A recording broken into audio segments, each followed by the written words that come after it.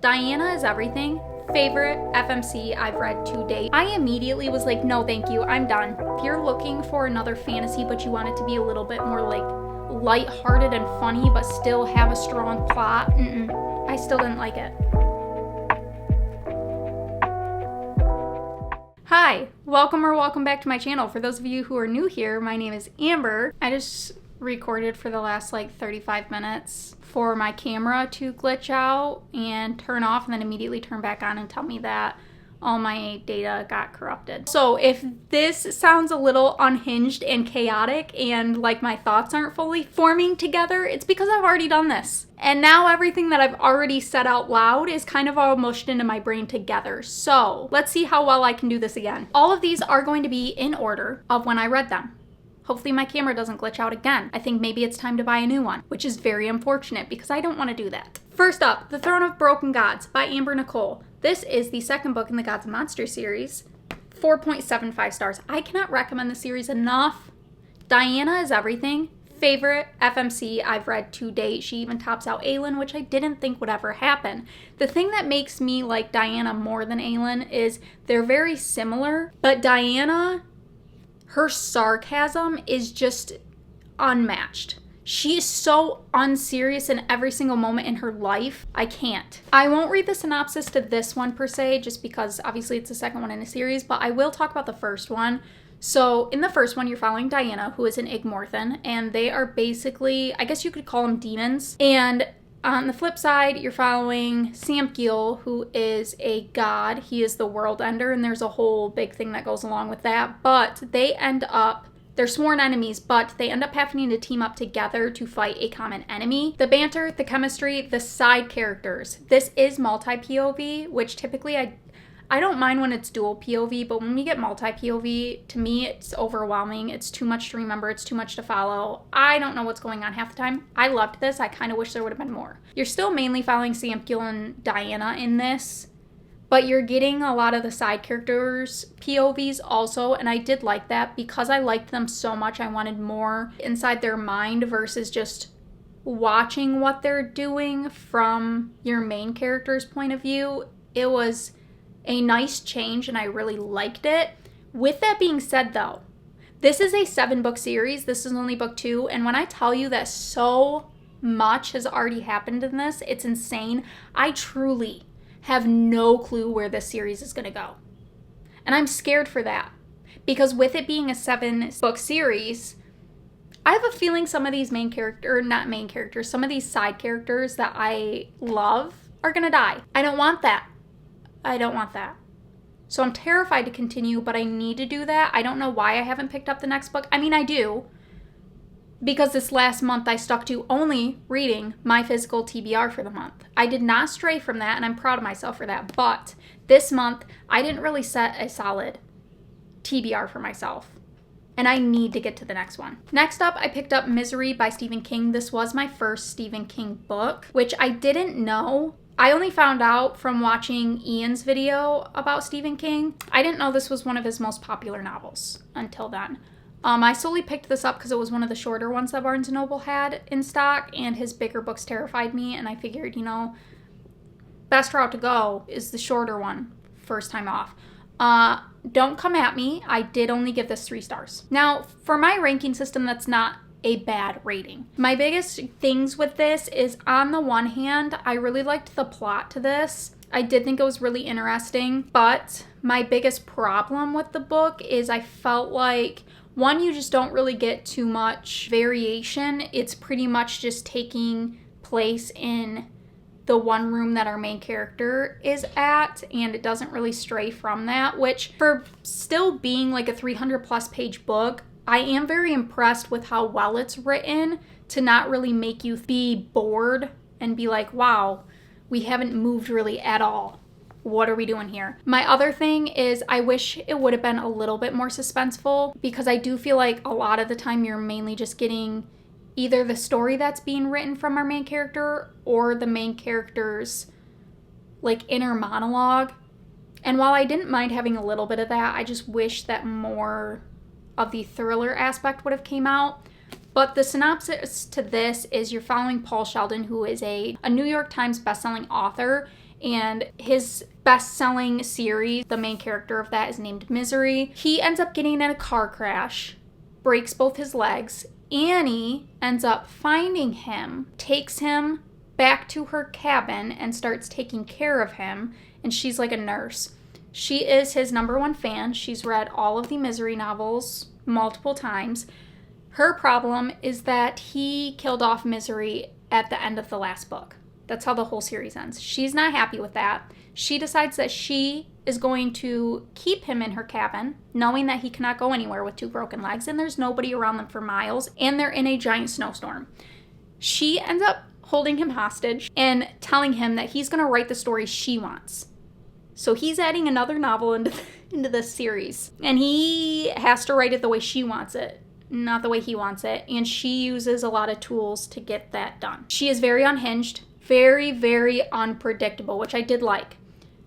I also liked that he did a lot of research while writing this book on like different medications and their side effects and what would happen if too much or too little was taken.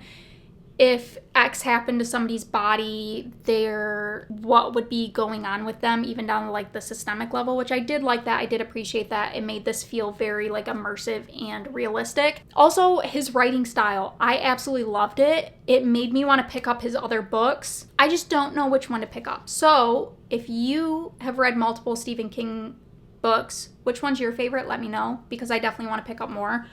But yeah, so one thing I did really like is instead of giving like 2 different chapters for POVs for these characters on how they pretty much both wound up at the same place at the same time to where she could save him, he does it in a way where it all happens at once. So like Annie will be talking about what she was doing leading up to the event, and the last word, it's her telling Paul. And then the last word of that paragraph, the next paragraph would be Paul, like thinking in his own head of what was happening at that time. But the words, like the last word of her paragraph would line up with the first sentence of his. So they were like streaming a complete thought between the 2 of them. And I really liked that because it made it such an interesting and quick way to get both POVs without making it boring and feel like it's dragging on. So yes, 3 stars. I did enjoy it. I just didn't overly love it. It was pretty good. Had a good plot. A lot happened towards the end. I just wish the beginning would have been a little bit more quicker paced. Then I picked up A Fragile Enchantment by Allison Saft. This is a YA fantasy. You're following Neem, who is a seamstress, but she has the magical ability to be able to sew in like feelings and enchantments into her work. So she ends up getting hired to do the royal wedding for the prince. Her and the prince end up hitting it off and becoming friends and end up having chemistry. And this is like Bridgerton but with magic, because the whole thing of this is there is like a gossip columnist that nobody knows who they are, and they end up contacting Neem and saying, if you don't help me uncover the royal family's big secret, then I'm going to expose you and the prince. So this one was really good. I had a fun time reading this. I really liked the plot. The romance for this, though, fell very flat for me. That's why it got 3 stars. I liked all the characters except the main male character. He is so just dull and unromantic. It's crazy. For this having as much romance in it as it does, the romance for me just fell so flat. Like, our main male character, he would be talking to her, and our FMC, in her inner thoughts, she'd be like, oh, he sounds angry or he sounds strained, but what he's saying isn't angry. And I'm like, girl, what about this man is getting you? Because I'm lost. I don't understand. Doesn't make any sense to me. And there's like a big moment between them that's happening, and he straight up is like, I'm only going to say this once, so listen closely. And then her reaction to it is she goes, wait, what? And he goes, I told you I was only going to say that once. And I was like, why? The romance just didn't hit for me. I wasn't a huge fan of that, but the plot I feel like did kind of make up for that, so that's why it's getting 3 stars. Then we have Omen of Ice by Jessica Cardo. I DNF'd this at like 15%. I usually try to get to like 50%. I couldn't do it anymore. I truly don't know. It's fantasy. I don't know if this is YA or not. I couldn't find, it didn't say if it was or not, so maybe it's not, but like the writing for this. First off, you're following Kalani, who is a druid, and it is a very high honor for druids to get to serve the Winter Fae, because a long time ago there was a huge thing that happened where the humans all got wiped out, the druids were about to, but the Winter Fae king ended up falling in love with one of the druids and ended up saving all their people. So the druids are kind of in debt to the Winter Fae, but they view it as like a very high honor. Kalani ends up getting chosen to be the bodyguard to the Winter Fae prince, but he does not want anything to do with her. My biggest problem with that is right off rip, they're meeting and he is like, I don't want you here, I don't need you. But then on the other hand, in his head, he's talking about like how attractive he finds her. But the part that got me is there's like quite a bit, pretty much right away, of like sexual tension between the two of them. So that made me think it was like upper YA. Because even, I mean, if you were younger, you might not pick up on that exactly. It may not click, but it did for me. And I was like, that was kind of weird to say. It was a little weird. The line that made me immediately put it down was our main female character meets up, the prince like sneaks off, she meets up with him, and he is with one of his trainers. She acts like Kalani's not there, and so then Kalani's like, if you keep pretending like I'm not here, or maybe it was if you keep talking like I'm not here, this line right here, I'm going to shove my sword so far down your throat, you'll be crapping steel. I immediately was like, no, thank you. I'm done. I'm done. I'm going to close this book.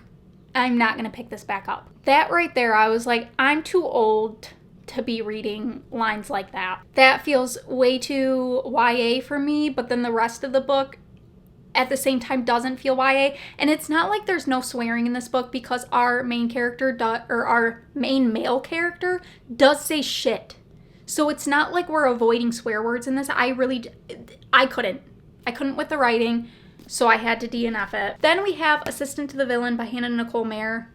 Chef's Kiss, 4.25 stars. I had way too much fun with this. This is like a fantasy rom-com, and you're following Evie, who was working for the town blacksmith, but then ends up losing her job, but she is like the sole caregiver to her family. So she ends up accepting a job to the villain, but obviously doesn't want everybody to know that because he is well known around the village and they literally call him the villain. But he has like a whole operation going on, like a whole office building. It is so funny. For all the chaos and like violence going on in this office, there's so much funny things going on. Our two main characters, their banter is so good. I loved the subplot of romance in this, loved the plot to it. The plot twist at the end of this, jaw on the floor. When I tell you that I truly had no clue that this person was gonna be like the one who dropped the ball so hard, didn't even remotely see it coming. I had a couple other guesses, but this person wasn't even remotely on my radar. For that reason alone, I need to pick up the next one. So if you're looking for another fantasy, but you want it to be a little bit more like lighthearted and funny, but still have a strong plot, definitely pick this up. Last but not least, we have Reckless by Elsie Silver. This is the fourth book in the Chestnut Spring series. This one you're following Theo and Winter. Winter is Summer's like grumpy older sister. She gets a very strong redemption in this. I honestly kind of related to her, so I feel like I enjoyed this book a lot. It still only got 3.75 stars for me, and it wasn't necessarily that it wasn't good. It's just this book had me going from loving it to absolutely hating it and almost DNFing it. I'm not kidding, but I was like, nope, we're gonna see where this goes, to then liking it again. The thing with these is I feel like overall the series is really good. Elsie Silver writes a lot of tropes that I typically don't like. It's very rare that I find a book with them in there that I do like, but somehow she writes those tropes in a way that has me actually enjoying them, and it puts me in a weird headspace because I'm like, I usually don't like this. Maybe I do like this trope. And then I try another book with it in it and I'm like, no, I don't. I don't like this trope. This one though, there was just one trope that was still in there that just, I still didn't like it. I do like Theo and Winter together. I do enjoy them. I loved Theo's character. He is so funny. I did end up enjoying Winter's character, her backstory. It's definitely understandable on why she is the way she is. So, still recommend this. Still recommend it. Still a good time. Those are, those are the 6 books that I read in June, with the exception of one. I DNF'd, but let me know down in the comments if you've read any of these, what you thought about them, what you ended up rating them, or if any of them are ones that you want to add to your TBR. I'd love to hear about it. That is all that I have for you for this video though. Make sure to leave a like and subscribe to stay up to date with all my future videos, and I hope to see you in the next one. Bye!